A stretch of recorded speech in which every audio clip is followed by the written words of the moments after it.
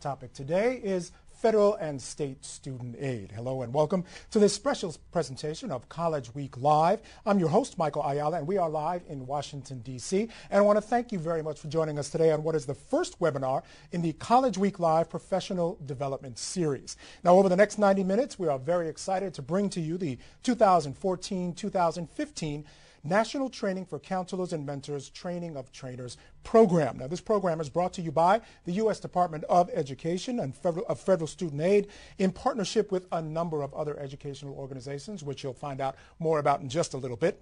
Now, in the next 90 minutes, you will be receiving the most up-to-date information regarding federal and state student aid programs, scholarship searches, and financial aid fraud. So sit back, relax, and enjoy. The program is eligible for continuing education credit, but in order to receive that credit, you will have to complete a brief 2-minute evaluation that will automatically appear at the end of the video portion of this program. You'll fill that out, and we'll have more on that a little bit later in the program as well. I also want to remind you that this is an interactive session. We want you to send questions in. I will monitor them here in the studio, and then I will pose them to our guests as time permits. I'll give you more information on how that's going to work in a little bit just as well. A quick note on the structure of today's presentation. We'll begin with an introduction of the overall curriculum. That will be followed by a federal update on all important policy changes with Mr. Jeff Baker. Jeff Baker is the Director and Policy Liaison with the Department of Education. Once he is done, we will take some questions and then begin the core curriculum. Now, a series of presenters will be joining me here in the studio. They were presenting and delivering modules to you. Now, at the end of all of those modules, we will again take questions. We won't take questions after the individual modules. We'll take them at the very end. All right. Without much further ado, I do want to turn it over now to Maisha Challenger. Maisha is an awareness and outreach specialist with the Federal Student Aid Department, and she is here to give us a brief overview of today's curriculum. Maisha, good to see you. Hello. Thank you, Michael. So today I just want to welcome you all to the 2014-2015 National Training for Counselors and Mentors Train the Trainers event, as Michael mentioned. Today we just want to do a quick overview of NT4CM and what we can give individuals as far as tools and resources for counselors around the country. I would like to start by announcing to you the representatives who are mentioned are part of the NT4CM Steering Committee. And so you have myself, Maisha Challenger from Federal Student Aid. We have Jennifer Martin from NASFA, the National Association of Student Financial Aid Administrators. We have Kristen Earl from NSHARE, formerly known as NCHELP, and that is the National Council of Higher Education Resources. We also have Crystal Mathis and we also have Crystal Newby and Jonathan Mathis from NACAC, which is the National Association of College Admissions Counselors. We also have Jill Cook from ASCA, which is the American School Counselors Association. We have Morley Keller from NCAN, the National College Access Network, and we have Heath Alexander from COE, which is the Council for Opportunity in Education. So that's just a brief overview of who our steering committee members are for NT4CM. For today's event, we have the following individuals or representatives who will be presenting. We have representatives from Federal Student Aid, representatives from NASFA, representatives from NCAN, and representatives from NSHARE. So just to give you a quick overview about our agenda today, Michael mentioned a couple of things, but we're going to give you some brief details about NT4CM. We're going to give you a wonderful federal update by Jeff Baker. He is our Federal Student Aid policy expert. We have some tips for trainers. We want to do a quick overview of the curriculum, and then we want to answer some of your questions. To access our materials are found online. We have a website. We have 2 websites that are available to counselors. For our training materials, you can go to www.fsaforcounselors.ed.gov/trainers. Those are for the materials that we offer. For our public website with general information, you can go to www.fsaforcounselors.ed.gov/NT4CM. And then keeping in touch during the year, if you choose to participate in our program and you have questions, you can email us at nt4cm@ed.gov. Throughout the year, we have conference calls. We give policy updates on federal student aid and financial assistance available. And that's just a brief overview of NT4CM. All right, Maisha, thank you very much. And just in response to some of the questions coming in already, yes, as Maisha mentioned, the materials will be available to you on the website she gave you. We'll have that again for you a little bit later as well. And this presentation will be available on demand on the College Week Live website as well. All right, moving on. Coming up next, we have Jeff Baker. Now, Jeff is the Director of Policy Liaison and Implementation with the Department of Education. He's going to give us an update on all the important policy changes. And again, we'll have a quick question and answer session at the end of his presentation, and then we'll go into the core curriculum. All right, Mr. Baker? Thank you, Michael, and thanks very much all of you for taking time out of what I'm sure is a very busy day to spend some time with us. The work that you do out in your communities across the country is critically important, and we know that what we do here at the Department of Education and in federal student aid is just a part of it, and your work, particularly with targeted populations, that is very important, and very important to the Secretary and to my boss, Jim Runcie, Chief Operating Officer of Federal Student Aid. So we do appreciate all of your efforts. We'll get right into it because there's a lot of information here. The first thing we want to talk about, you may have heard over the last year or so, particularly in the last few months, is about interest rates on student loans. So the back story on this, I'll go through it rather quickly and then get to the results, is that back in 2007 there were changes in the law that began to affect the interest rates on federal student loans. Now just the direct loan program since 2010, that's the only program.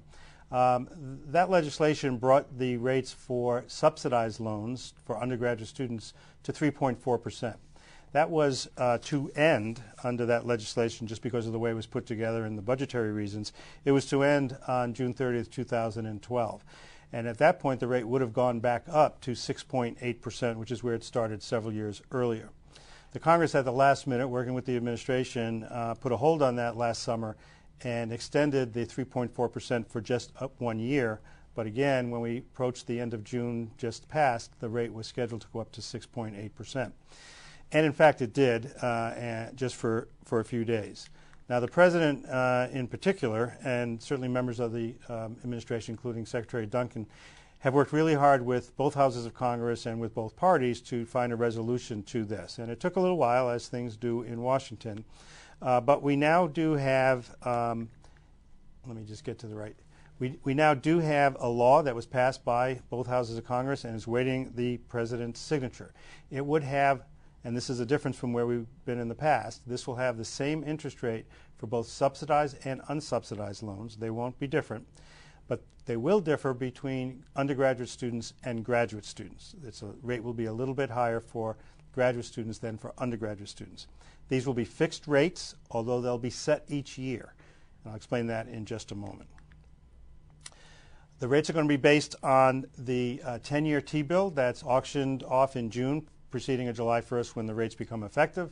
And then there's a cap, and there's an add-on, call it a margin, and they differ between undergraduate and graduate students for the Stafford loans, and then PLUS loans, as you see on the screen, have a bit higher add-on, and then PLUS loans have even a higher one.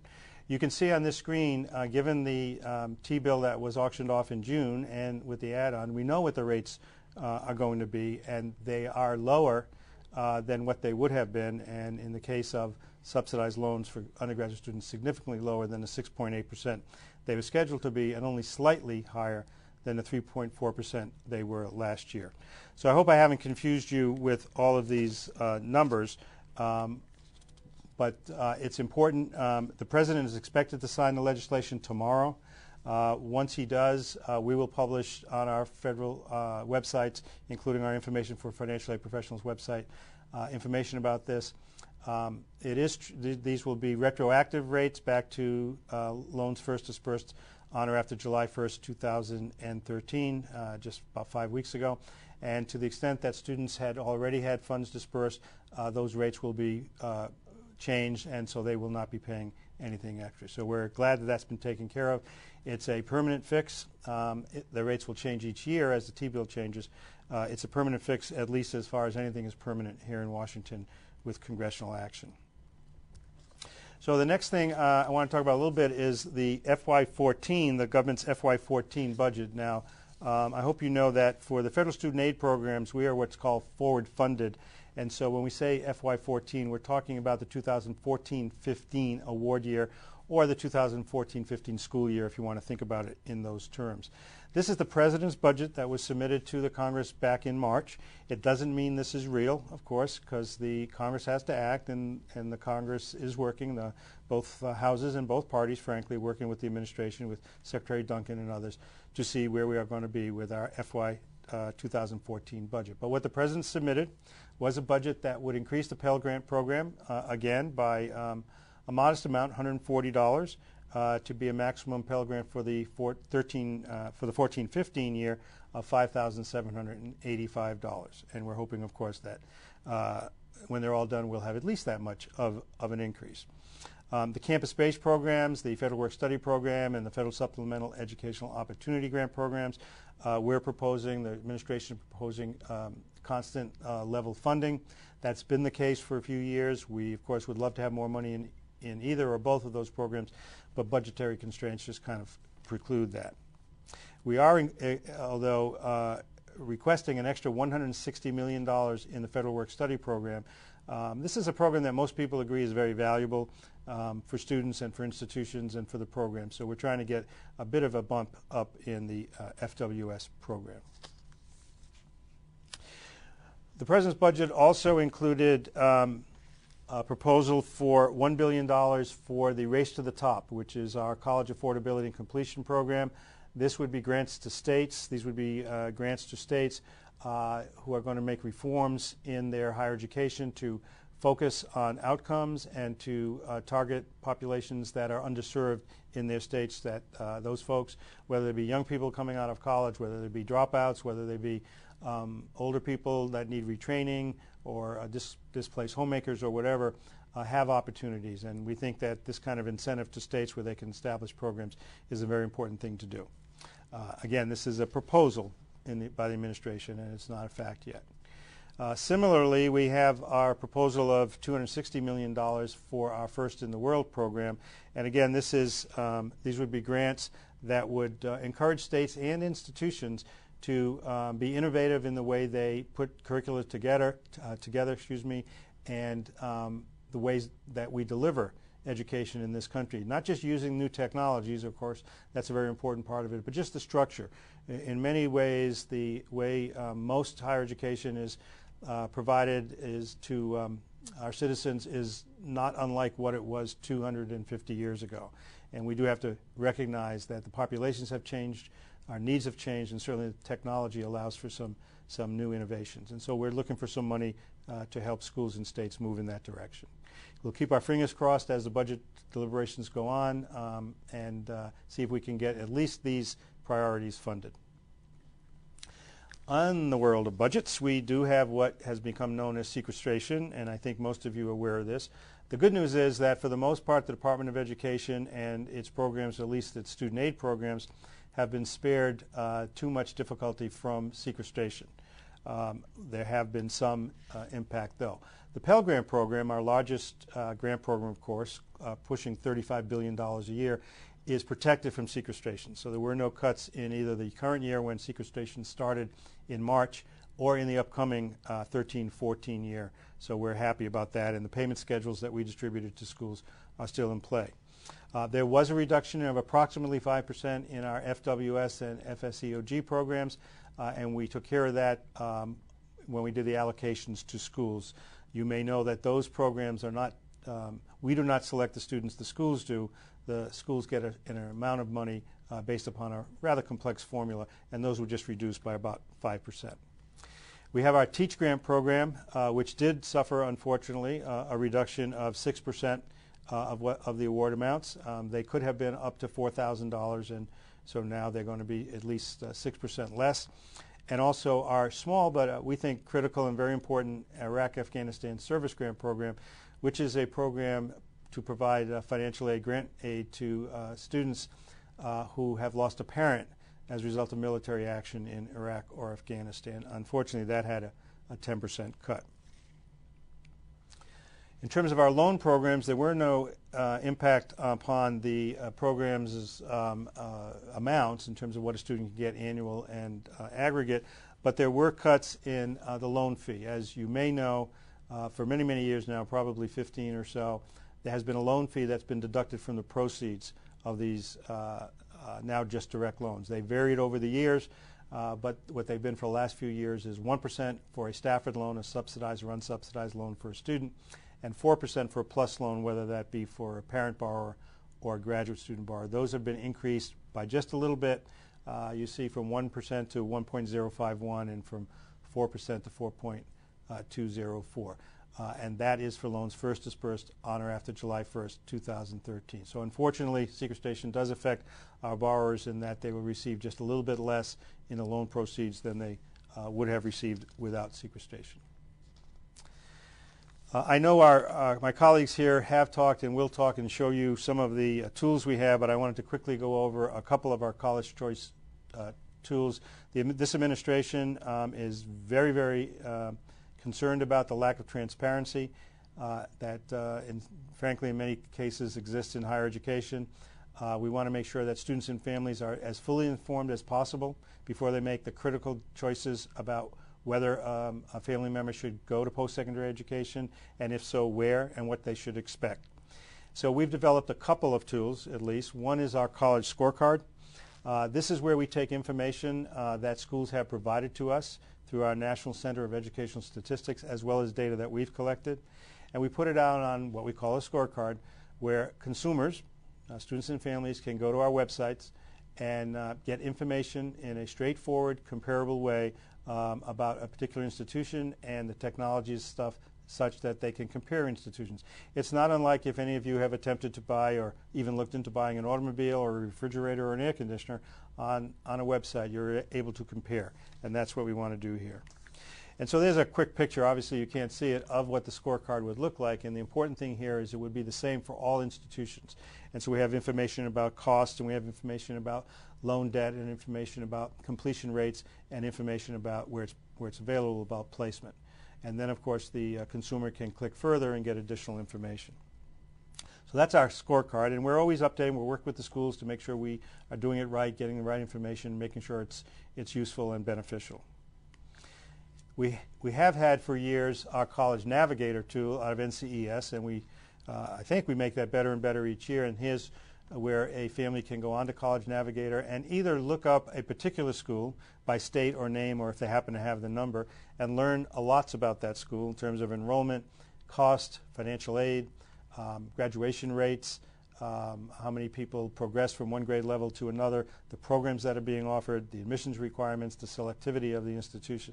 But it also allows our consumers to go in and put general information about what they might be interested in. I'm interested in schools in Arizona that offer a program in biomechanics, and you put those kinds of things in and you can get comparisons. You can even get to where you're looking at the sociology of the campus. I want a large campus, I want a small campus, I want one that has an athletic program, one that has art clubs and museums and those kinds of things, and we do comparisons there. So it's a good shopping tool for consumers, and we're proud of it. Our shopping sheet is something that initially came out of some legislation. The Congress, some members of Congress were concerned that when students received their financial aid offers, their awards, they couldn't understand them, and there wasn't enough information in them, and they couldn't be compared from school to school. And so the law was changed to require the Secretary to work with the community and develop an alternative. And we've come up with a shopping sheet, and you can see the highlights here on this screen. We don't see it as a replacement for an award letter or an offer letter that schools provide to students who apply for student aid, but we see it as an addendum, an add-on, something that could be sent out afterwards, before, or whatever, to help our students and families understand. And again, I know you can't read it, but the purpose of this is to have consistent information and complete information and comparable information. So the first part of this slide is about the costs, and it breaks it down: tuition and fees, meals and housing, transportation and other costs, and so on, not just one lump sum, which we sometimes see in schools' award letters. The financial aid that's available, including what's expected from parents and families. The grants are separated from loans. That's always been a bit confusing for some families, particularly with the names of our programs. And then information about work programs, our work-study program or any other work programs. And then there's an opportunity for schools to add some additional information. This is voluntary on the part of schools. I will say parenthetically, at least for now. We do have around 1,000 of our schools who have indicated to us that they are using the shopping sheet or will use it in their upcoming packaging. I suspect there's another several hundreds that are using it and just haven't bothered telling us about it. But we think this is very important, and we think it's be very helpful for your students and families that you do a lot of work with. Excuse me. We're also very heavy into social media. Our customer experience people, the people you'll be talking, who will be talking to you today, are all over this. The bottom line, I'm too old to get into social media stuff. I don't play around this stuff, but I know that many of you do, of course, and you're certainly the clients, the families, the people we're trying to reach out to, even those from very low income and disadvantaged backgrounds. Social media is where they are. So first thing we've done is taking what was 20 or 30 different websites with different graphics. Everybody thought they had the best idea how to do it, and centralized it into one very simple, very easy to read, a lot of white space, but still comprehensive website, studentaid.gov. We also took out all that .ed stuff. Who in the world knows about ED is ed? It's studentaid.gov. And you'll see there's graphics, there's pictures of these 5 people, and there's also some wording around it. Some people like better to see graphics, some like words, and we kind of do a little bit of both here. You click on those and you get more information. How do I prepare for college? How do I pay?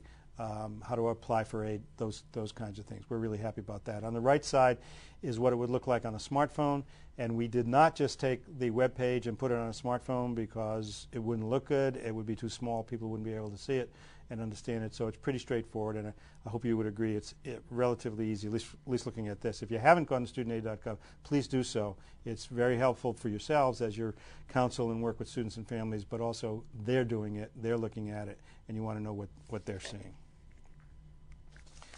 Social media itself, we are all over, and I never get this right, Facebook and Twitter and tweets and birds flying around and all that stuff. I've told people that I will never be on Facebook because I'm pretty sure I don't have any friends, but everyone else is. And so you folks are, and we're constantly on YouTube. We put these 30-second spots up, all kinds of information. And we have a team that stays on top of this, stays on top of the technology and what our feedback is, and we get a lot of feedback as to how best to do this. So we're excited about us being in the social media space. A little bit more serious nature, not that those things are not serious, but a couple of things have come up very recently. One is the Supreme Court decision on the Defense of Marriage Act, and then other changes we're making to the FAFSA having to do with determining family units, if I can say it that way. So you may be aware that on June 26th, the Supreme Court struck down one portion of the Defense of Marriage Act. That is the portion that it was most important to us, that defined marriage as a union between one man and one woman, and that was declared to be unconstitutional. That changes lots of things about how people in same-sex marriages apply for financial aid, whether that be the student who's in a same-sex marriage or a student whose parents are in same-sex marriage. And we're going to make those changes. I mean, the good news is it came before we're finalizing the 2014-15 FAFSA. We wish it had been a little bit earlier because we're scurrying now, but there will be changes made to the FAFSA application because of this Supreme Court ruling. We don't have all of the specifics yet, so we've been holding back, and I know it's frustrating for schools, our schools that we work with, and certainly for your organizations and students and families. We don't have all of the details yet. The Department of Justice, if you consider that this Supreme Court ruling affects the entire the federal programs for all of our agencies, there's probably thousands of federal programs around the government, and the Department of Justice had to work with them. But we're working closely with them through our General Counsel's office, and we expect to have information in not too many more weeks about how this will affect federal student aid. Now, we also made changes, are preparing to make changes for the 14-15 FAFSA, and we announced this in our Dear Colleague letter, Gen 1312, which is available, of course, on our Information for Financial Aid Professionals website. And it has to do with parental information. And what we're doing is, beginning with 14-15, we will be collecting, we will be requiring students and their families to provide parental information on both of their legal parents if those legal parents are living together, regardless of whether those parents are married or their gender. And we originally did that before the Supreme Court ruling, so it's just kind of an add-on. It doesn't matter whether these legal parents, meaning adoptive or biological, are married. If they're living together, they have a responsibility for their dependent child. Way we like to say that is we believe very strongly that the determination of whose resources, income and resources, should be evaluated before the taxpayers' money is put on the line is about the relationship between a parent and his or her son or daughter, his or her child, and not the relationship between the two parents. That's really not relevant. It's about the parent and a parent's responsibility for their children. And so that's why we're doing this if they are the legal parents and are living together. The legal basis, if there's a question about it, is just the way our law is written, that it really never talks to, except for one small case, doesn't talk to married, doesn't talk to spouse, doesn't use words husband and wife. It talks about the parents of a dependent student, and so that's why we're looking at the parents of dependent students. There is still one exception. This is where marriage is used in our statute about step-parents.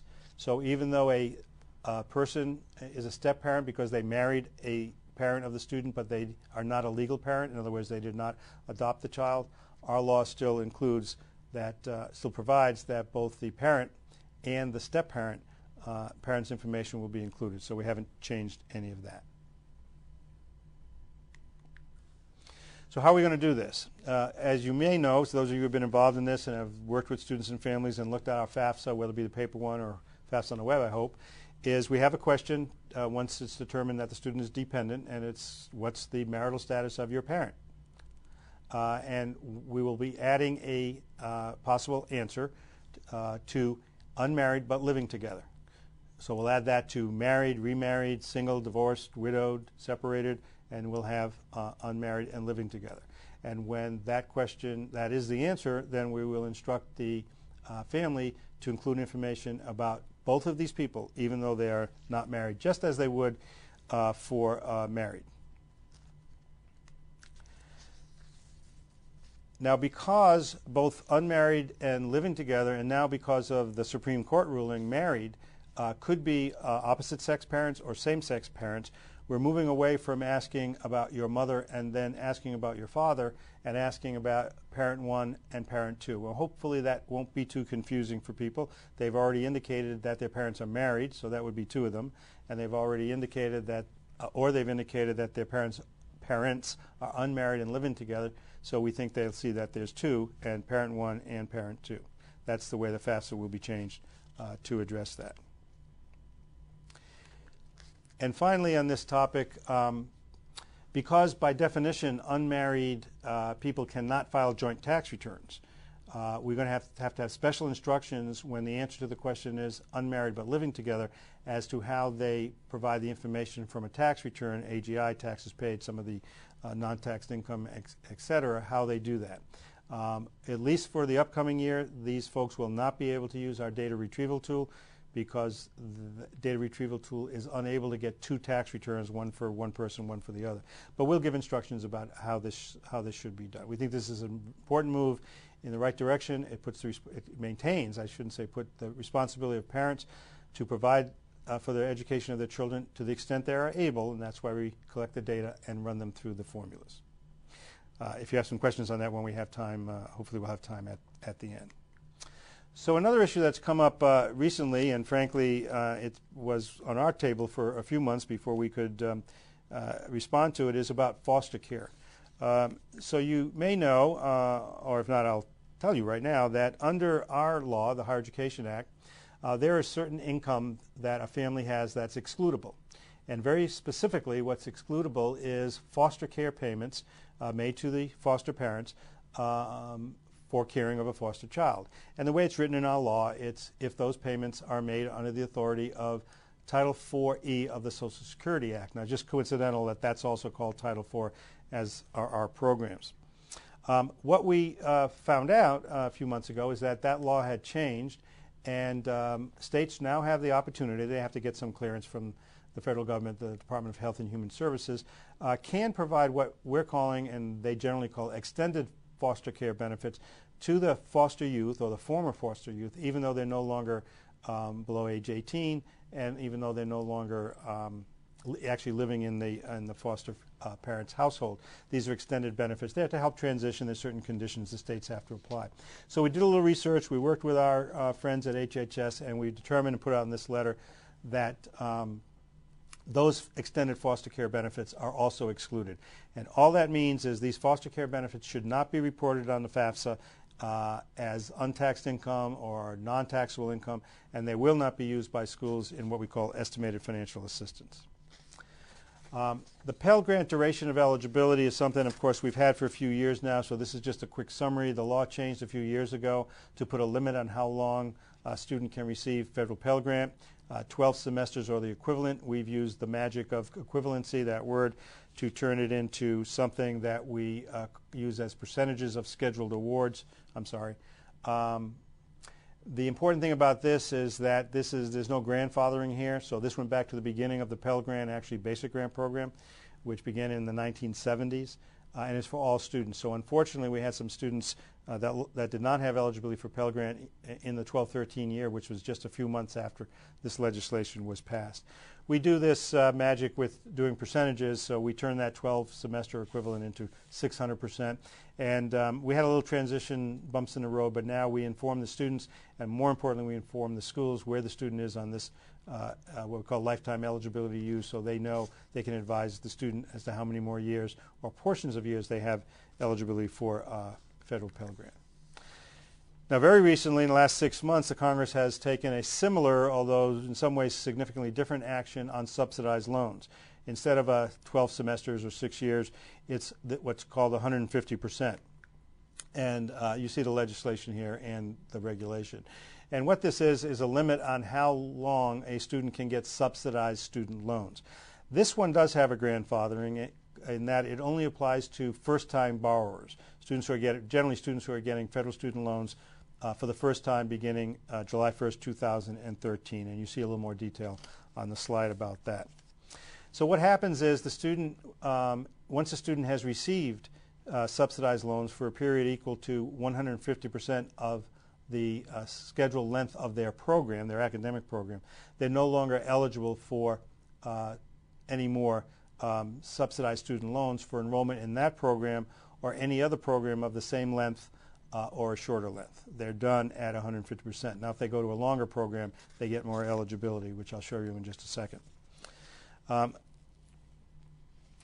And this just shows you how we're going to do it. It's by each program, and then we subtract how much was used from the program maximum, and that's when we get into this situation. So here's a very quick example. The student got 3 years of subsidized loans for attendance in a 2-year program. 150% of 2 years is 3. So this student has maxed out and cannot get any more subsidized loans for the program, either that same program or if they continue into another program of the same or lesser length. This student here has done the same thing, but now went to a 4-year program so they can have continued eligibility. And this is a student who had eligibility but then went to a shorter program and they lose eligibility. We have dear colleague letters about this. The one other thing that people often forget about this is that in addition to losing eligibility, the subsidy advantage may be lost on the loans they already received if they have not finished their program. The intent of this is to finish their program. Very quickly on verification, we have done the same thing for 13-14 as for 12-13 on verification. We have, though, added for 13-14 in our attempt to combat fraud and abuse 2 new criteria where some selected students, about 1% of those who are selected verification, will have to identify themselves in person and prove their high school completion status. And then we eliminated food stamps because there wasn't any value in that. And we've added for 14-15 a new group of people who appear to have very, very low income but pretty good family sizes. And so we want our schools to figure out what's going on there. And I'll finish this up here with unusual enrollment history. This is where we're just checking about students who seem to be getting Pell Grant at too many schools in too short a period of time. And we want our schools to check out to see if these are really serious students. So I apologize for the rush. I don't know if we have any time for a few questions, Michael. Yeah, the questions are coming in fast and furious, so I'll just ask a couple of them. Just to some of the questions coming in for sort of house cleaning type things. Many of you asking where you can get these materials. I just want to reiterate for you, FSA 4, the number 4, counselors.ed.gov/trainers. All the information, all the presentations you'll see today are available on that website. You can go there and find them there. A quick house cleaning question for you, Mr. Baker. A lot of people asking, where can they find, again, I think you mentioned it, but they want to know where they can find the scorecards, the shopping sheet, the College Navigator, those things. Where can they find them? The best way, I think, is to go to our IFAP, www.ifap.ed.gov. All of our materials are there. You can find the scorecards, you can find the shopping sheet, and all of these Dear Colleague letters. All right, great. I have a question coming in from Kenneth P. We have a couple of candidates, so I'll call this Kenneth P. With same-sex couples, do both have to be legal parents, one biological, one adoptive, to be considered unmarried and living together? Or if same-sex couples are living together and only one is legal, biological or adoptive, are they in the same situation as biological parents and significant others living together? Well, I think I got it. If they're married, depending on how we get our Department of Justice ruling, if they are married, then they're married. But I think we're talking about same-sex, and my answer is the same, whether it's same-sex or opposite sex. If they are not married and they're living together, we want the information if they are both the legal parents. And that's not always the case, whether it be opposite sex or same-sex. There just might be another person in the household that has what one might think a conjugal relationship, but we don't get into that. If they are not the legal parents, then that person is still excluded. And hopefully that is responsive. All right, quick question from Susie. I thought also divorced parents were going to have to include all financial information as well. Am I wrong?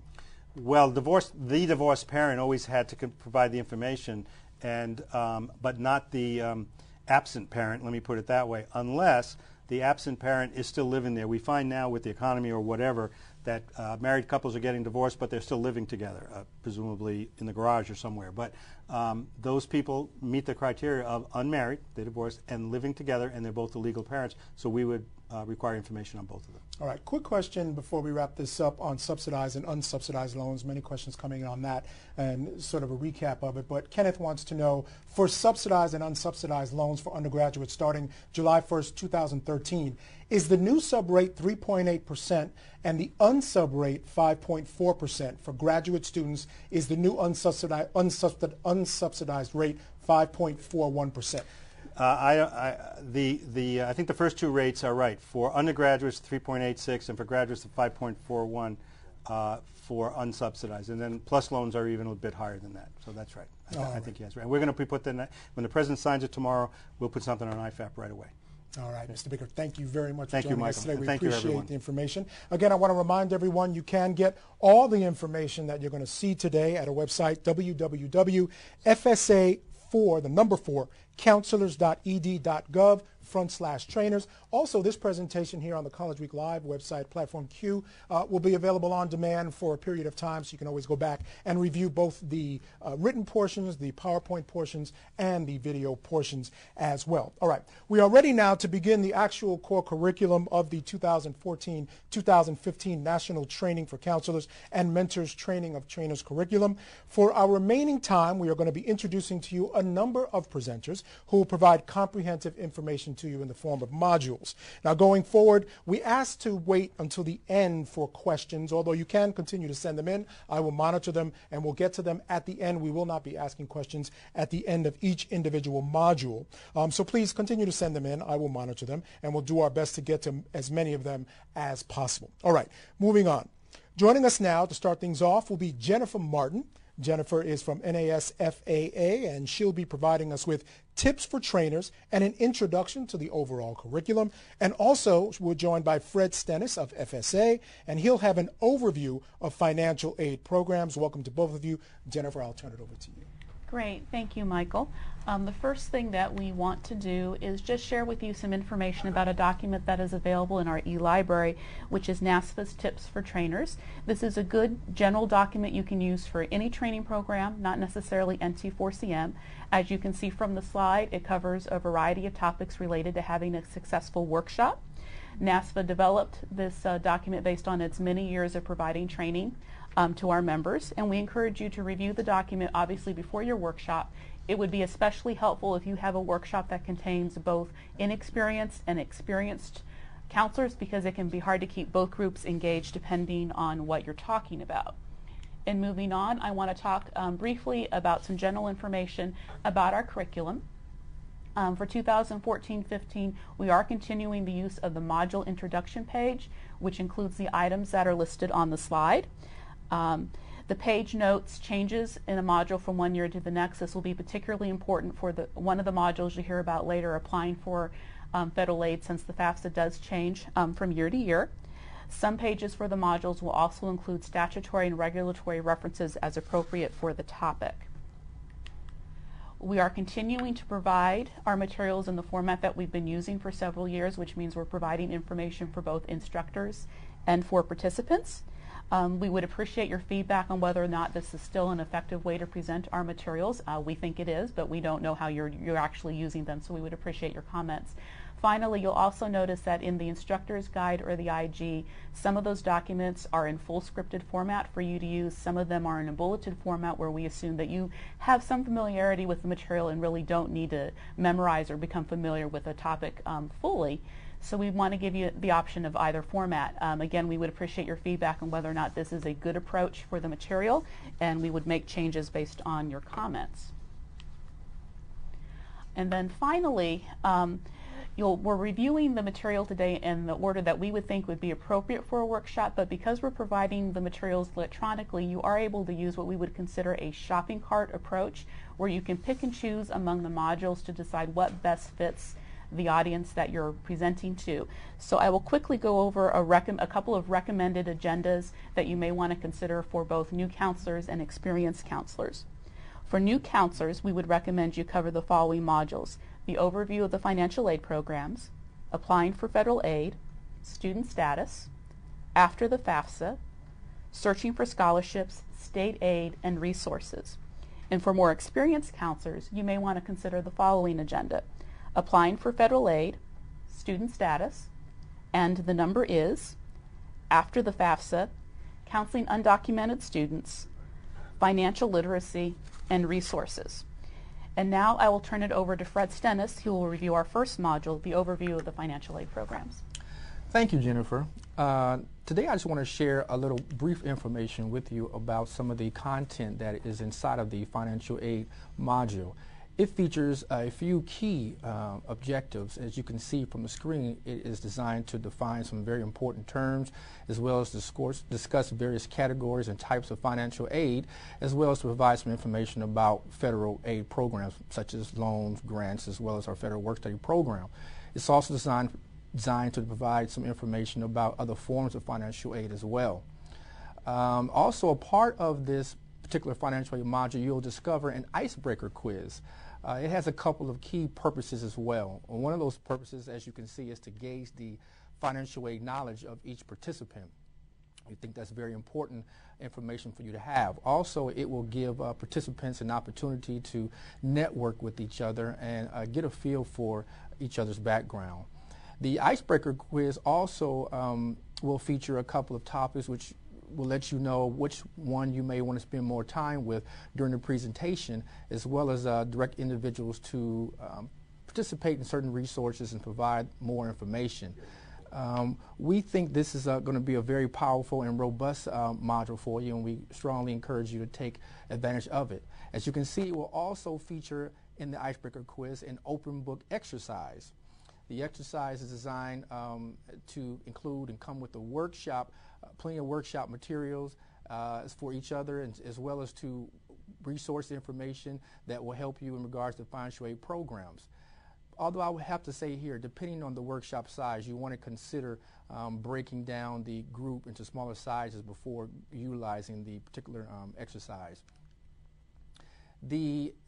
Just to present a brief summary or overview, the financial aid programs module this year also will feature, again, resource material and complete icebreaker quizzes, as well as comprehensive handbook describing the various programs I mentioned earlier, the Title IV programs under grants, loans, as well as our federal work study, and it will also include a chart of Title IV aid programs. We think this is a module that you will appreciate and benefit greatly from the information. And that basically concludes the information that you'll find inside the financial aid module. Thank you. Michael? All right. Thank you very much, Jennifer and Fred. We truly appreciate it. We're going to move on now with the curriculum. I just want to have a quick recap here of the information that you just heard. Jennifer Martin provided some tips for trainers initially. Then she also gave us a primer on the overall National Training for Mentors and Counseling curriculum. Fred Stennis then gave us a quick overview of federal financial aid programs, including grants, work-study programs, loans, and other sources of financial aid. Again, if you have any questions regarding those particular modules, please send them in. I'll monitor them here in the studio. We'll get to those questions at the very end of all the modules, at the end of the core curriculum here. All right, moving on. We have two more presenters now. Joining me is Maura Lee Keller. She is of NCAN, and she'll be giving us a primer on applying for federal financial aid. Also with us, Kevin Roberts of FSA, with the Student Dependency Status module. Thank you both very much for joining us. We appreciate it. All right, I'll turn it over first to Maura Lee. Maura? Thank you. Good afternoon. The module that I will be talking about is applying for federal financial aid. A shorter title would be how to complete the FAFSA. In this module, you'll have the opportunity to understand how to complete the free application for federal student aid. You will also understand the application outputs from completing a FAFSA. In this module, as mentioned previously by Jeff, you will see notes to the significant changes to the FAFSA for the 2014-15 year. Those changes will include the questions regarding the parent marital status and who's living in the household with the students. As Jeff indicated, we will wait for some further clarification from the Department of Justice before all the final modifications to the 14-15 FAFSA are made. When doing your workshop, you may also want to consider using the FAFSA demo site to demonstrate actually completing the form. When included in this module as well is the IRS data transfer information.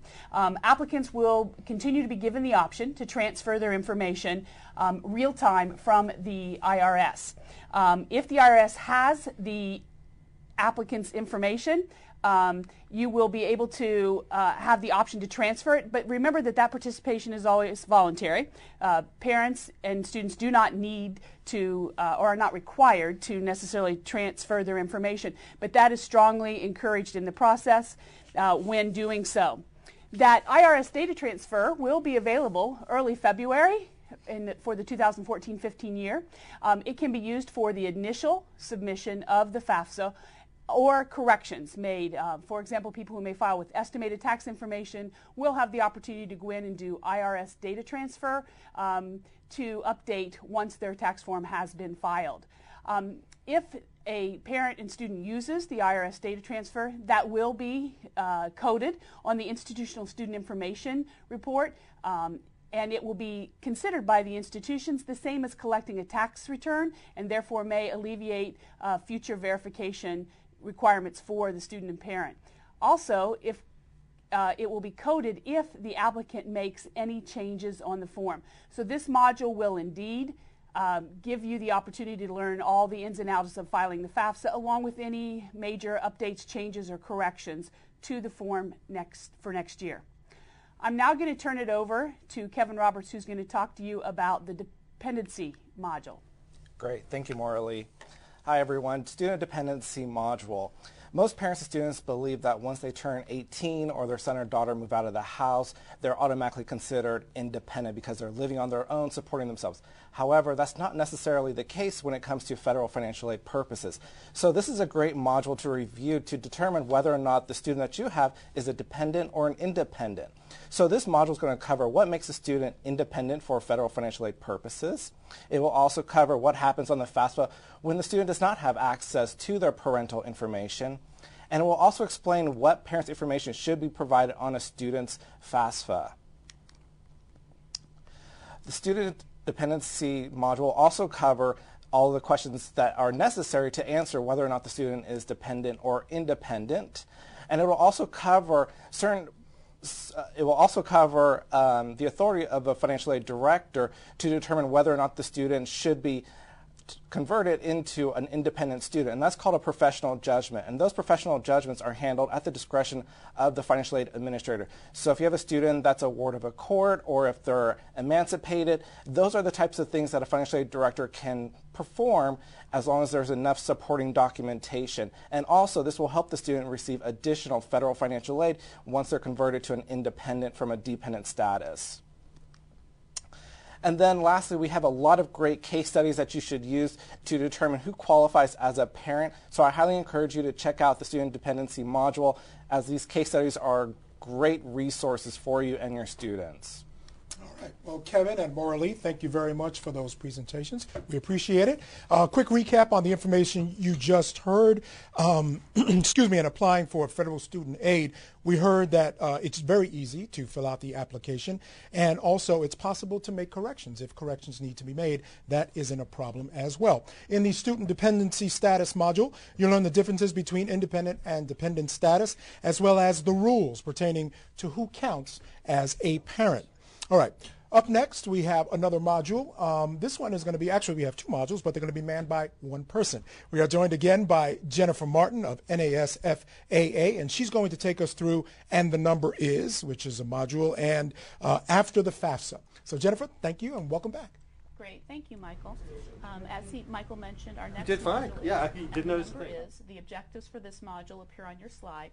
If you recall from my earlier discussion of the curriculum in general, this is a module that we recommend for experienced financial aid counselors because it is a challenging topic. We don't want to scare new counselors away by delving too deeply into this particular process, but it is designed to give counselors an idea of what happens once a student submits the FAFSA and what the department actually uses all those numbers for. And we thought this was a good topic because counselors on the front lines need to have some understanding of how a student's eligibility is calculated, and that is what this module is designed to do. The first part of it reviews the EFC calculation, and what we have done is we have broken the EFC calculation down to the most basic elements and how they interact so that they can have a rough idea of how the EFC is calculated. It also highlights some points of contentions for families when they're looking at the EFC. For example, the income protection allowance, which is an indication of how much of their income and assets is reserved to meet family living expenses. That number is often much lower than the family expects it to be. They think that their living expenses are higher, and that plays into their eligibility for financial aid. It also points out that if families do question the calculation of the EFC, they can actually access the EFC formula guide and do a hand calculation themselves. The second topic covered in this module is professional judgment. It goes over the basic information and the process. It also explains some situations where professional judgment is appropriate and inappropriate. And we discuss the process in generalities only because while the basics are the same, the actual process will vary from school to school. And we include the discussion of PJ because counselors are on the front lines. You're going to be interacting with students and families earlier than the financial aid offices, so you're probably going to hear about a situation that impacts the student's eligibility before the school does. For example, after a family completes the FAFSA, they may come to you and say, you know, I filled this out, but it doesn't reflect the fact that I lost my job last month. You don't report that on the FAFSA. That's a situation that would be covered by professional judgment. Finally, this module goes over the role of counselors and how they can assist in both need analysis or the calculation of the EFC as well as professional judgment. We included this part because we want counselors to realize that they are a very important part of the process. It's just not a matter of making sure students complete the FAFSA, but it is shepherding them through the entire process, which leads us naturally into our next discussion of a module, which is After the FAFSA. And again, this slide lists the objectives of this module. It is designed to have counselors better understand what happens in the financial aid process after the FAFSA is filed, because as we all know, the FAFSA is merely the first step in the process. So we highlight some various topics. We emphasize the FAFSA completion tool, which is a fairly new tool that the Department of Education has made available, which allows high school counselors to kind of track which of their students have completed the FAFSA so they know who to talk to and follow up to make sure that they complete the form. We talk about how to review the student aid report and what things you need to look for. We also emphasize the importance of using the IRS data retrieval process that Morley talked about earlier and how that impacts how easy it is for the family to complete verification. And again, this module also touches on professional judgment. We know there is some overlap with the previous module that I discussed, but because you may not present both modules in a workshop, Again, this gives counselors an opportunity to do some pre-screening and explain that process to families as they go through. We also show how you can compare budgets and award letters using some mock-up of different awards so that families can see how to compare award letters and make decisions, and that the college that is offering the highest dollar financial aid award may not necessarily be the best price for the student as far as what they're going to pay in out-of-cost expenses. And finally, we talk about establishing a relationship with the financial aid office. Having worked on a campus myself, I know it is much easier to help a student if you can put a name and a face together. So the more you know the financial aid office, particularly the counselor that is assigned to the student, the more likely they're going to be willing to help you. All right, Jennifer, thank you very much for that. For those of you still asking about where you can find this material, get a pen handy. I'm going to give you that website once again and say it very slow so you can write it down. www.fsa.counselors.ed.gov/trainers. All the modules and all the information you're receiving today and you see in the PowerPoint presentation will be available there. You can also see this entire presentation on demand on our website as well. All right, moving on now, we'll be joined by Amber Johnson of FSA, and she will be presenting the State and Institutional Aid module. And then we'll also have James Copeland of FSA. He will take us through Searching for Scholarships module. So again, Amber, I'll turn it over to you first. Welcome. Actually, I'm going to hand it over to my colleague James. He's going to go first. Okay, thank you, Amber. Okay, what we're going to be talking about, we're going to go through some slides on searching for scholarships. This is the scholarship module, so there's just some things that you need to stay abreast of when our viewers out there and our listeners are searching for scholarships. It's very important to note that you need to describe the sources of scholarship funding. You need to know what these sources are and what it is exactly that they represent and what they require from you. You need to locate free scholarship research tools. Don't pay for any scholarships, especially knowing that scholarships are free money. If they're telling you that the scholarship is free, but yet they want to charge you a fee, there's a problem. You need to research a little bit more. And then, of course, it's always good to stay aware of the scams that are out there. There are many going on that are just merely trying to get your information. So please be careful as you go out and you look for these.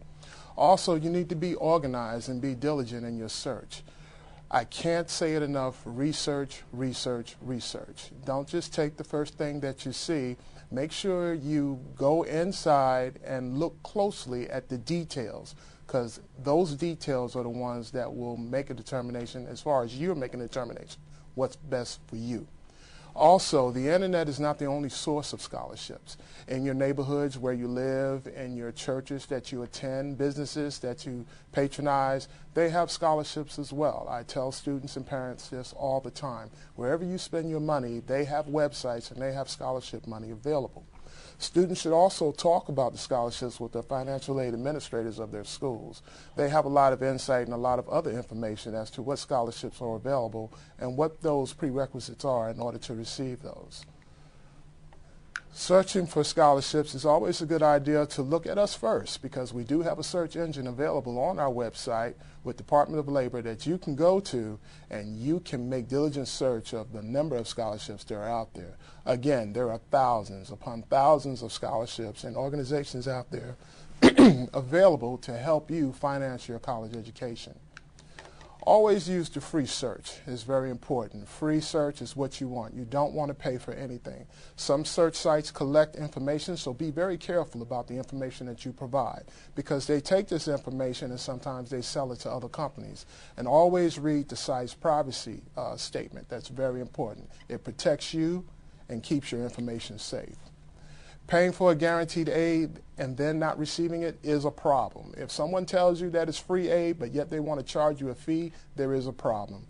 Please move on. And paying for help to find aid, you don't have to pay for help. We can help you on our website, studentaid.gov, and we have available for you assistance that will help you search for those scholarships. And paying someone to file your FAFSA, you don't have to do that. As I said, we provide everything for you free of charge. And of course, our resource, U.S. Department of Education resources, as well as the Federal Trade Commission resources, which help you protect your information from those scams out there that are available. What I'd like to do now is turn it over to my colleague, Ms. Amber Johnson. Thank you, James. So the next module that I want to talk to you guys about is related to the state and institutional aid. And you guys are our partners out there in the states, and as such, you know very in-depth details about all the specific information related to your state.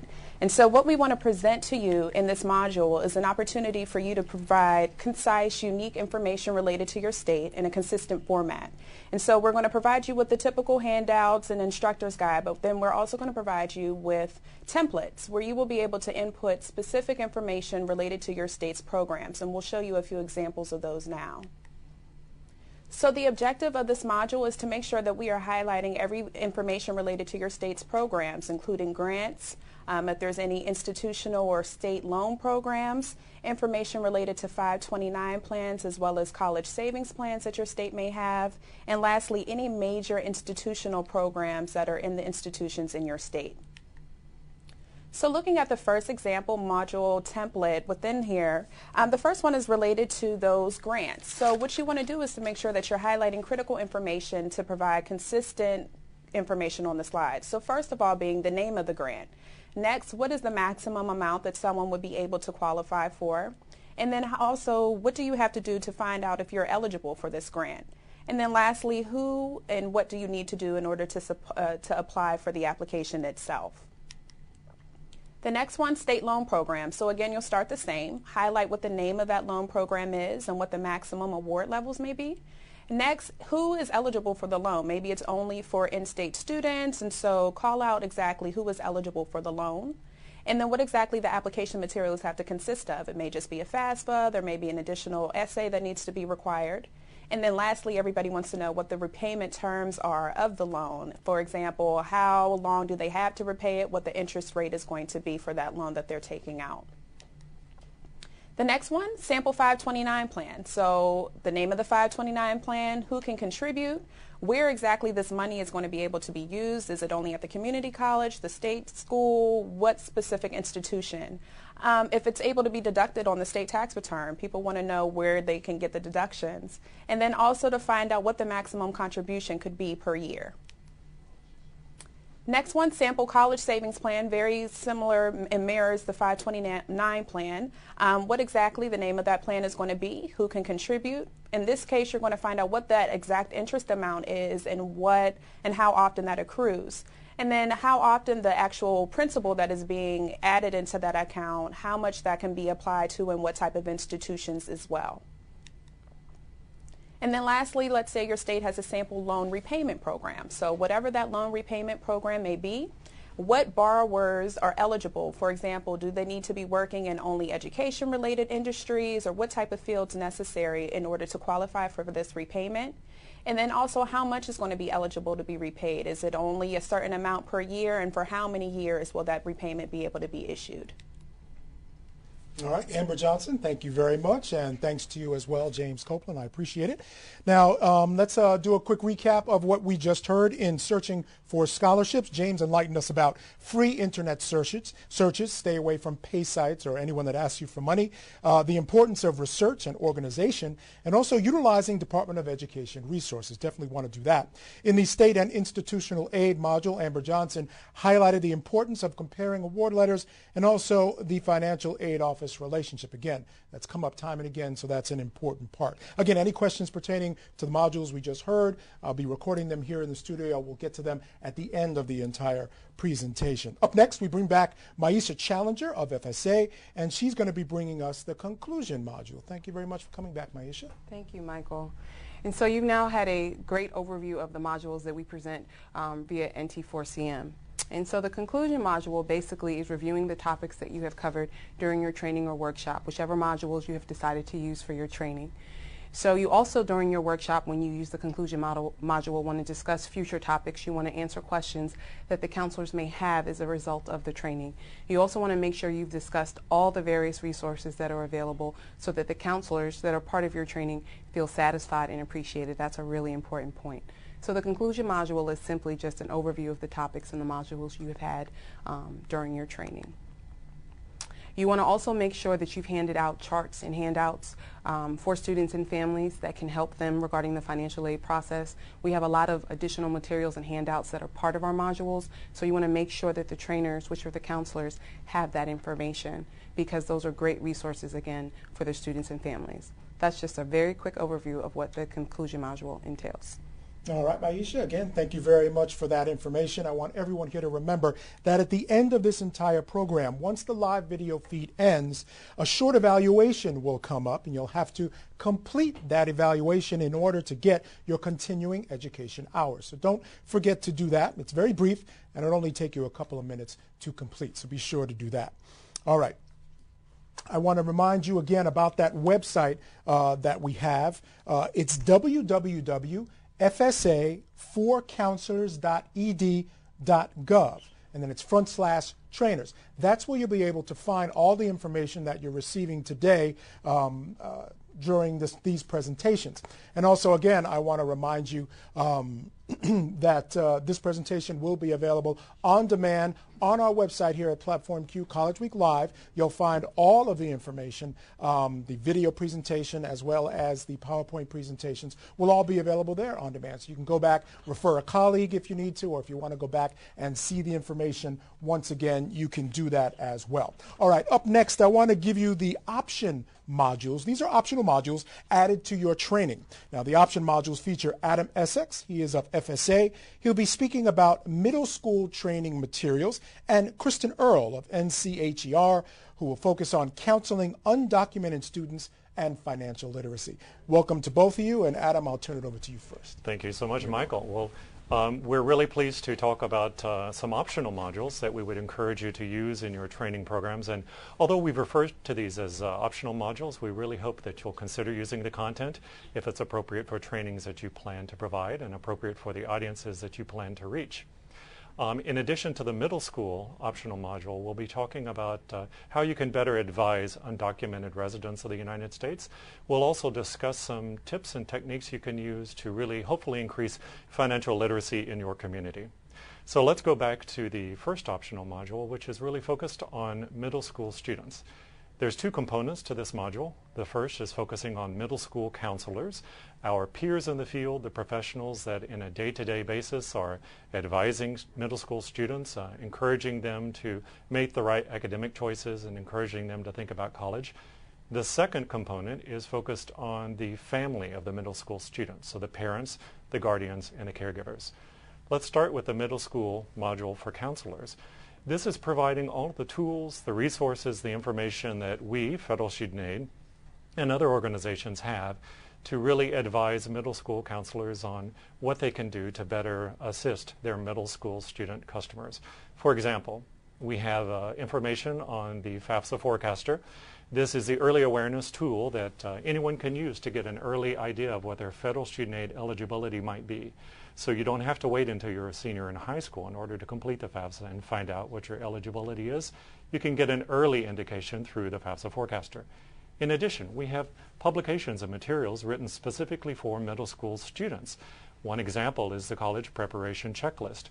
Another example is Saving Early, Saving Smart. Now, if you're currently receiving these materials, we hope that they're helpful for you. If you're not receiving these materials, feel free to log on to fsapubs.ed.gov to order these materials. The next module really involves how you can better advise students and their families to start making those early decisions about college. Some of the examples of the information included include information about the FAFSA, information on what the student aid report is, how we do the aid calculation, what the cost of attendance might be, and the award letter. We really want students to know earlier rather than later that college is possible and money is available. And with that, I'll turn it over to my colleague, Kristen Earle. Thanks, Adam. And as Adam mentioned, I will be covering the counseling undocumented students and also financial literacy modules of the NT4CM program. The Counseling Undocumented Students module covers such items as statistics about undocumented immigrants and students, status as eligible and ineligible for aid, and also resources and strategies for counseling these students. Currently, there are 16 states that offer in-state tuition for undocumented students, and a complete list is provided in the module itself, and this is an addition of 3 states from the last time the module was updated a year ago. There are also 3 states who have enacted legislation prohibiting in-state tuition, and this includes Arizona, Georgia, and Indiana. Additional topics covered in this module include various state modules for eligibility, and also aid available from colleges, universities, as well as private sources. The module is great. It also provides tips for counseling undocumented students, such as providing a safe, non-threatening environment. Be sure to involve a student's family, and also being aware of what is available at the state and local level. And before concluding, I wanted to note that some of you may have heard of the DREAM Act that's currently moving through Congress. And while this legislation does have the potential to impact student financial aid, currently no changes have been made as the legislation has yet to be enacted. So I wanted to note that. Moving on to the financial literacy module.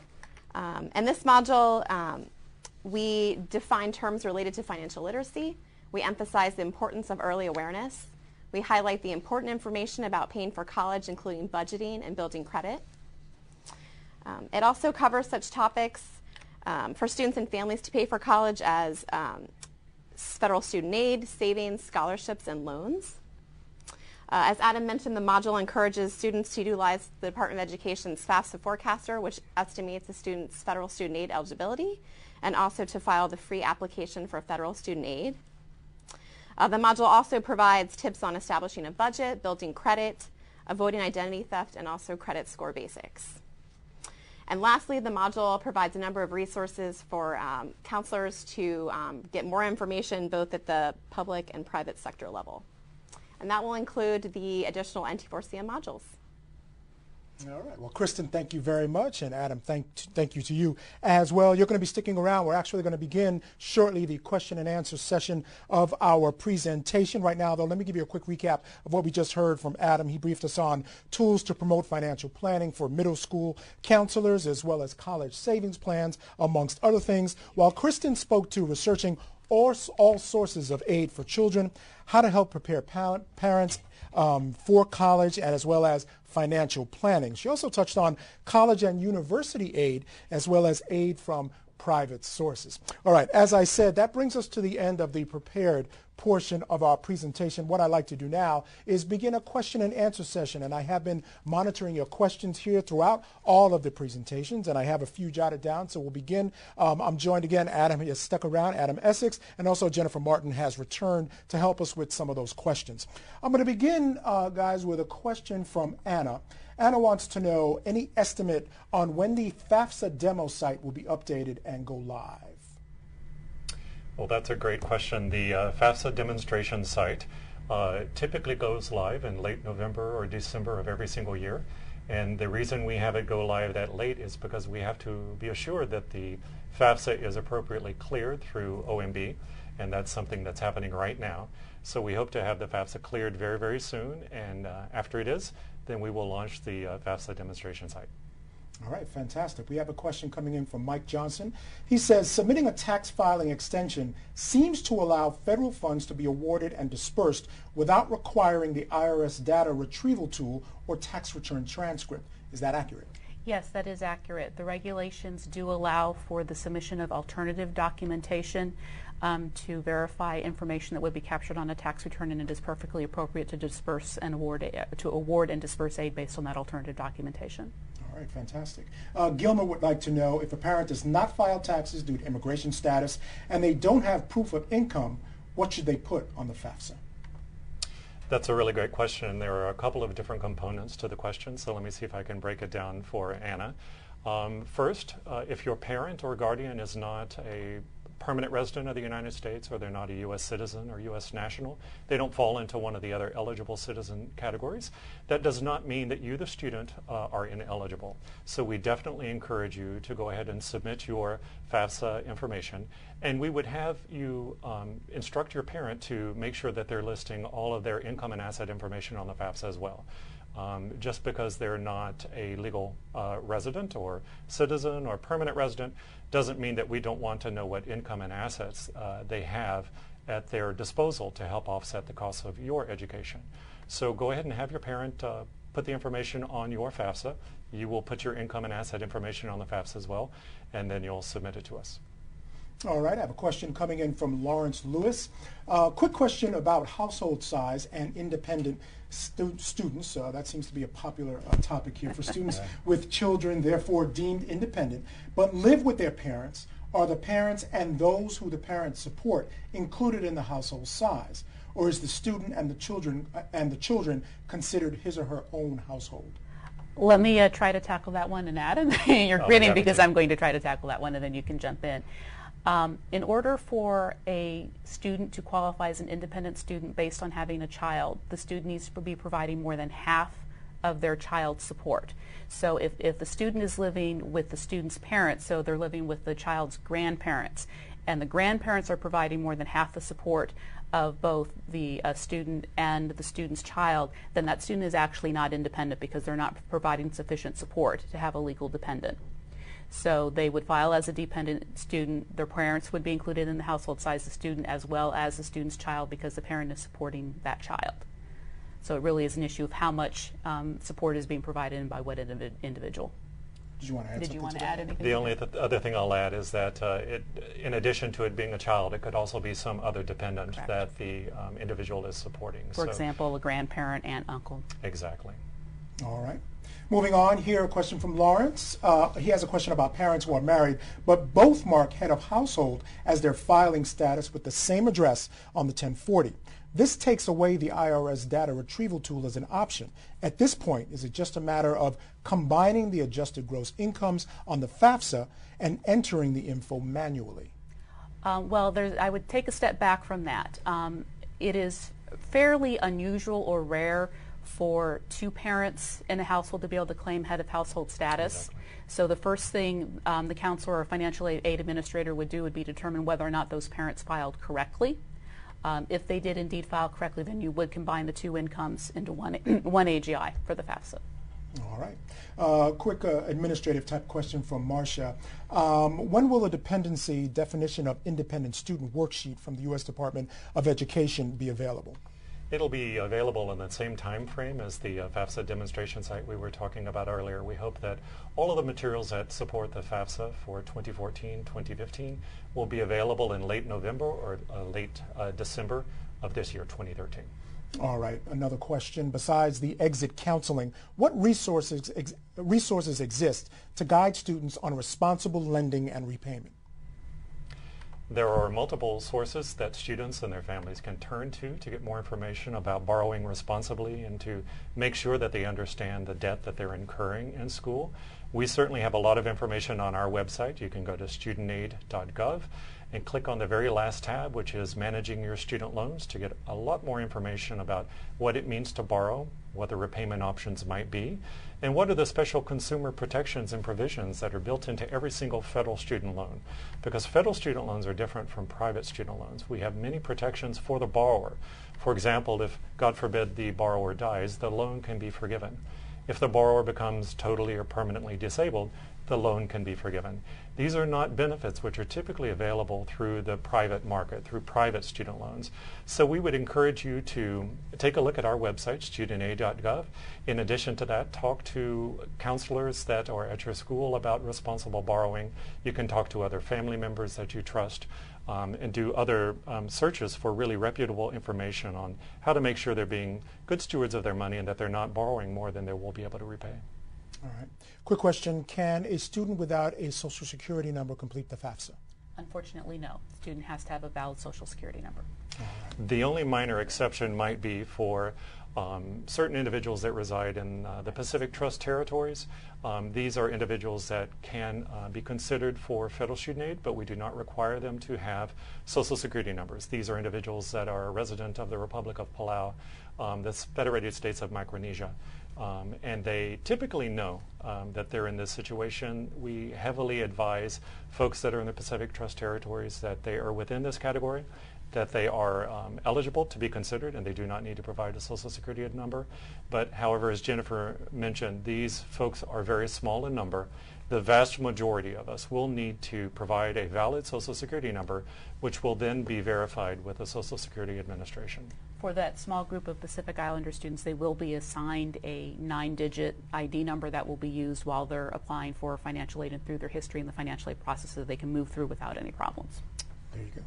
All right, Michelle wants to know, she works with students that are wards of the court. How do we document that student as an independent, or just discuss how you would handle someone who's a ward of the court? I think I would start by noting that unless you have conflicting information or reason to believe that these students are not wards of the court, you don't have to request documentation from the student. That is a self-certified item on the FAFSA. However, if you do have reason to question the student's status, they should have documentation from a court of law that defines that status and when the state took custody of the student.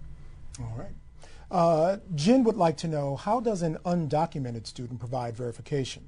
Do they have to provide a tax return of some sort or some other documentation? And that's a wonderful question, and it's certainly one that we hope to address this afternoon.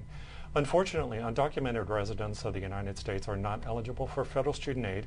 However, many states have begun to offer various educational benefits to undocumented residents that are resident within their specific states. For example, a typical benefit might be that the undocumented resident is eligible for an in-state tuition. So if you are attempting to complete the FAFSA and you are an undocumented resident, your FAFSA will reject because we do multiple federal database matches to confirm that you're eligible. One of them that we do is with the Department of Homeland Security, DHS, to make sure that you are an eligible citizenship category. So your FAFSA will reject, and you'll receive what we call a rejected SAR, or student aid report. You are then able to take that student aid report to the college that you think you want to attend or that you know you want to attend and explain to them your situation. We know that it's a very sensitive situation for you, when we completely appreciate that. So it's up to you, once you receive your rejected SAR, who you reach out to, but we would encourage you to reach out to a community college or a college, public or private, any school that you think you want to attend, to see if there are going to be state-based benefits or institutional benefits from which you might benefit. All right.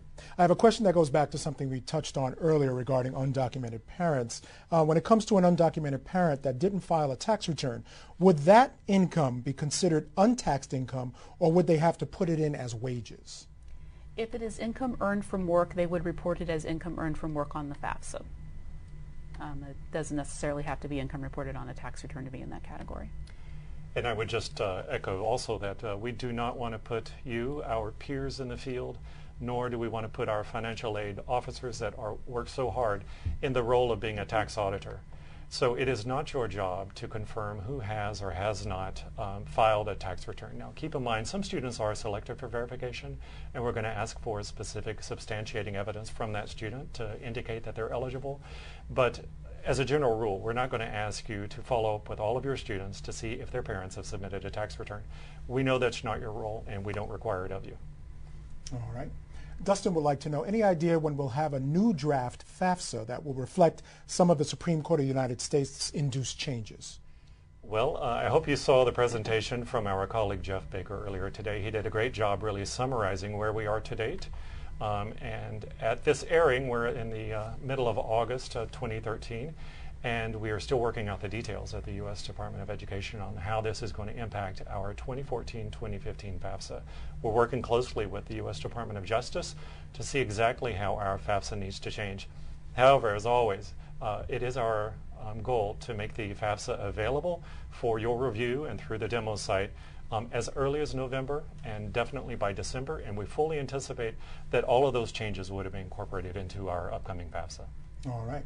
Now, there are myriad sort of family situations, and we're getting to some samples here, and I'll give you one that's a little bit interesting. Laura says, and probably a lot of people have this situation, if an unemployed aunt lives in the household and is not claimed as a dependent on the federal tax return by the student's parents, can that aunt still be declared as a dependent on the FAFSA?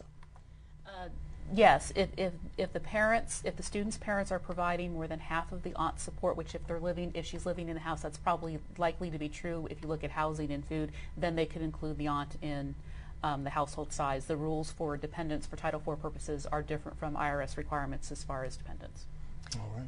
And something that we deal with all the time is a real confusion about the IRS rules and the U.S. Department of Education rules. And it's worth pointing out that our rules are quite different, set up by Congress in very different ways.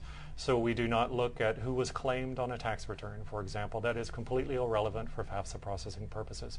We look at those 13 specific questions to, as Kevin was talking about earlier, determine dependency status of the applicant. That's going to determine whether they're independent or dependent.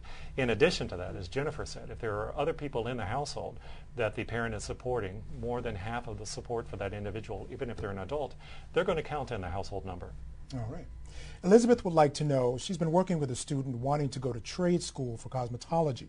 That student was declared homeless by her homeless liaison.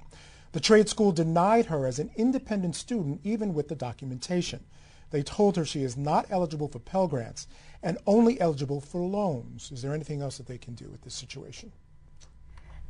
This is a tough situation because based on the information that she provided, the student would be independent by definition as an unaccompanied homeless youth with the determination by a school district liaison. What I would recommend that is they do a follow-up appointment with the financial aid office at that school and point out that this student meets the legal definition and try to push it a little further because the student very clear, if she has the determination, she is independent and she's eligible for a Pell Grant. All right. Wendy would like to know, is there any value in having a parent who is not a citizen and her American-born daughter complete the FAFSA this month? The daughter wants to go to college in September of 2013. Okay, well, that's a great question. If the student plans to be enrolled in this current academic year, then the student would indeed complete our current FAFSA, which is the 2013-2014 FAFSA. If the student was planning to be enrolled after June 30th of next year, they would wait and do the upcoming FAFSA, the 2014-2015 FAFSA. And again, the citizenship status of the parent does matter, but it does not mean that the student applicant is automatically ineligible. So we would ask that the parent provide their information, their name, their demographic information, their income and asset information on the student's FAFSA and submit it, and the student, if there are no additional problems, should be processed. And what I would add to that is at this point in the game, the student may not get the most desirable financial aid package because some financial aid funds are limited and schools will have awarded them early in the year, but she would still be considered for at least a federal Pell Grant and a student loan. All right. And finally, last question for today. Lakeisha Brown would like to know, I need to ask another question. We actually answered one of her questions earlier. If parents that are married filed head of household, do we have to require them to file an amended tax return to change their filing status? This is challenging. While the Department of Education does not expect financial aid administrators to be tax experts, one of the items that they do expect financial aid administrators to know is whether or not an individual filed with the correct filing status. As I mentioned earlier, it is highly unusual for married parents to both be able to file as head of household. What the administrator should say is we need to please ask them to provide proof that their filing status is correct, say from their tax preparer. If the individual cannot indicate that they filed correctly, then for all intents and purposes the application process stops at that point. A school cannot force a parent to file an amended tax return, but because they have conflicting information about the status, they can't proceed. All right. And I would just add a couple of closing comments, and one is that we've covered a lot of information quickly today, and we certainly want to make sure that you got our customer contact information. You can call us anytime at 1-800-4FIT-AID, which is 1-800-433-3243. We have financial aid experts that are standing by in multiple parts of the country that can answer your questions in English or in Spanish to make sure that you have the information you need to advise your students. So the number is not just for students. Professionals like you can call at any time and get assistance. In addition to that, we have our web resources. I mentioned earlier the student aid on the website, studentaid.gov. We encourage you to become really familiar with that if you're not already, which you probably are. And finally, the website that was created specifically for you is the FSA for Counselors website. And as Michael has been reminding us, the URL for that is fsaforcounselors.ed.gov. All right. Well, Jennifer, Adam, thank you very much for their presentations. We really appreciate it. And of course, I want to thank you all for joining us as well for your wonderful questions. We truly enjoyed that. And this actually concludes the 2014-2015 National Training for Counselors and Mentors Training of the Trainers event. I want to thank all of our presenters as well as all of you for joining us. Now, don't forget, once this live video feed ends, an evaluation form will automatically come up to your screen. In order to receive your continuing education credits, you must complete that brief evaluation. It shouldn't take you more than a couple of minutes, so please take the time to do that. And then you would automatically receive in a couple of weeks or so a certificate for taking this course. For more information, I'll give you those websites again, www.fsa4counselors.ed.gov/NT4CM. And the number 4 there, it's NT, the number 4CM. And today's training materials are available at www.fsa, the number 4, counselors.ed.gov/trainers. Now, just a little bit of house cleaning here before we say goodbye.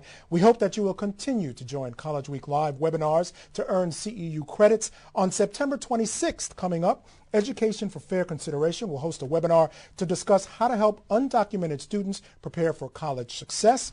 Then on October 17th, College Week Live will host a webinar on how school counselors use social media to help prepare students for college. So please, check in. Don't want to miss those. If you haven't already done so, please take a moment to register at www.collegeweeklive.com, and you'll receive all the updates that you need and all related materials. All right. That's going to do it for us today. On behalf of everyone here at College Week Live and the Department of Education and all of the related educational folks that were involved, I want to thank you very much for joining us. I've been your host, Michael Ayala. Please have a fantastic day.